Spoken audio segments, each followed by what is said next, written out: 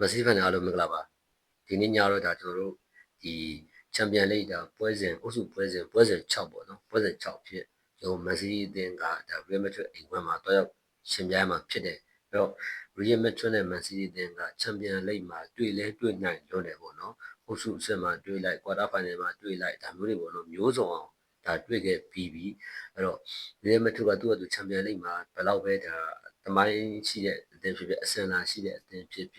တိတ်ကျွန်တော်မစီးတဲ့နေနဲ့ပို့နေစရာမလိုတော့ဘူး။ဘာဖြစ်လို့လဲဆိုတော့တွေ့ဆုံခဲ့တဲ့အချိန်ပေါင်းလည်းမနှဲတော့ဘူး။အိမ်ခွဲမှာဖုတ်လိုက်အဝေးကမှာဖုတ်လိုက်ကိုရီးယားဖုတ်လိုက်သူကဖုတ်လိုက်တယ်တလဲစီဒီလိုမျိုးအပြန်လှန်နေတဲ့ဖုတ်ခဲ့တဲ့အချိန်ပေါင်းလည်းမနှဲတော့ဘူးပေါ့နော်။အဲ့တော့ဒီညလည်းဒါတိတ်ပြီးတော့ရင်ခုန်နေမှာမဟုတ်ဘူးအေးအေးဆေးဆေးနဲ့ကျွန်တော်တို့တွားရောက်ပြီးတော့ဒါသူတို့ရဲ့match မှာတွားရောက်ရှင်းပြိုင်မှာဖြစ်တယ်ပေါ့နော်။အဲ့တော့လက်ရှိလူစင်းလူအင်အားအကြည့်မယ်ဆို Real Madrid ကလည်းသူကသူအထိုက်လျောက်ကောင်းနေတယ်ကျွန်တော် Man City ကလည်းကိုပါဝါနဲ့ကိုရှိနေတဲ့အနေအထားမှာဘာမှမှုနေစရာမလိုဘူးအဲ့တော့ကျွန်တော်တို့အသင်းကလည်းအခုဒါနောက်ဆုံးပြိုင်ပွဲတွေမှာအနိုင်ရထတာဖြစ်လို့တိတ်ပြီးတော့လည်းချန်ပီယံလိမှာ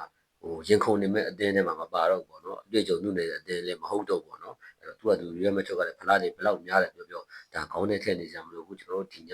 ဒါအကောင်းဆုံးရှင်ပြိုင်သွားမှာဖြစ်တယ်အဲ့တော့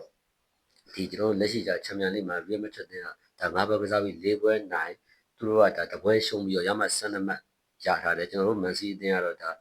ဒီ9ပွဲကစားပြီးတော့3ပွဲနိုင်တပွဲသေးတပွဲရှုံးဆိုပြီးတော့ဒါရမှတ်10မှတ်ရထားတယ်ပေါ့နော်အဲ့တော့ဘယ်လိုဖြစ်ဖြစ်မိနစ်ကလည်းမျိုး play off တွေပါကန်စရာမလိုအောင်လို့ကျွန်တော်တို့တပွဲချင်းနိုင်အောင်ကန်သွားရမယ်ဒီအုပ်စုအစမှာနိုင်အောင်ကန်ပြီးအကျွတ်ယုံနိုင်မှဟိုဘက်မှာအေးဆေးနဲ့ကျွန်တော်တို့နောက်တစ်ဆင့်ကိုတက်ရောက်သွားမှာဖြစ်ပါတယ်အဲကြောင့်ဒီညအနိုင်တော့မဟုတ်တည်ရှုံးခံလို့လုံးဝဖြစ်ပါအောင်အနိုင်တော့မဟုတ်တည်ရအောင်ကန်ပါလိမ့်မယ်ကွာဒီလာလည်းအကောင်းဆုံးပြင်ဆင်လာမယ်လို့မျှော်လင့်ပါတယ်ညီကိုတို့ရောဒီည2နာရီခွဲတာမှာမလို့ညနေပွဲဖြစ်လို့ထားကြည့်ကြဖို့လည်းမျှော်လင့်ပါတယ်အဲ့တော့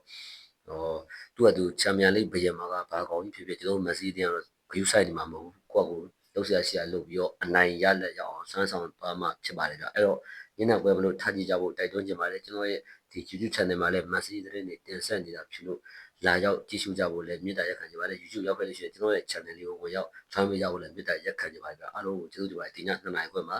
match မှာတွားပြီးတော့ကျွန်တော်မက်ဆီတင်ဖုတ်ပါမယ်ဗျအားလုံးကိုကျေးဇူးတင်ပါတယ်